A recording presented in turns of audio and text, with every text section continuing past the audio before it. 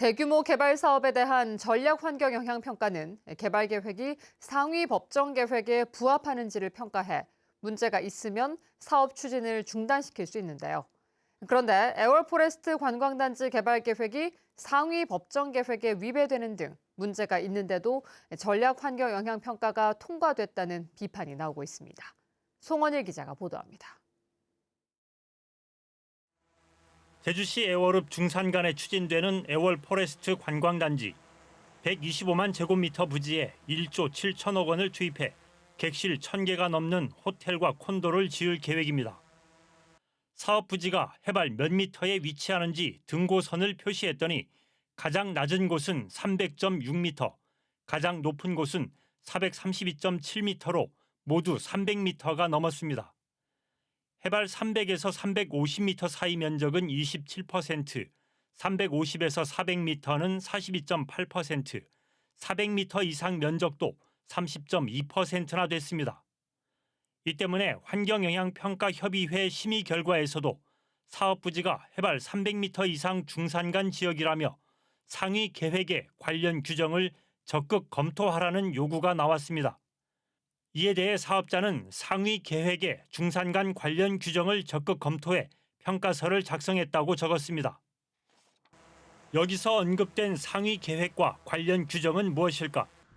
제주도가 마련한 최상위 법정 공간 계획은 2040 제주도 도시기본계획입니다.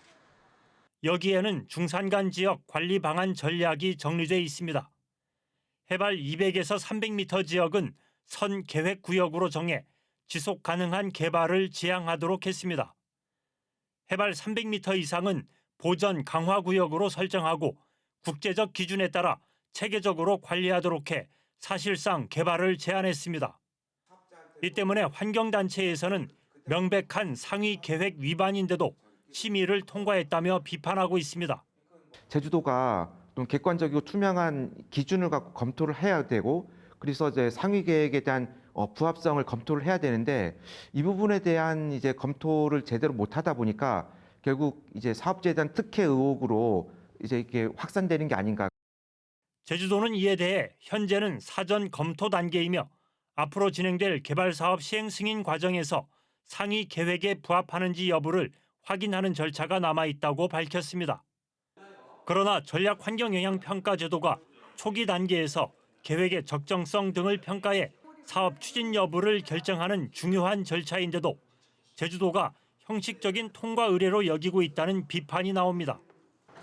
애월 포레스트 관광단지 전략 환경 영향 평가가 절차와 내용 모두 중대한 결함이 있다는 비판이 이어지고 있지만 제주도의 심의 절차를 무사히 통과하면서 사업자에 대한 특혜 논란은 더욱 커질 전망입니다.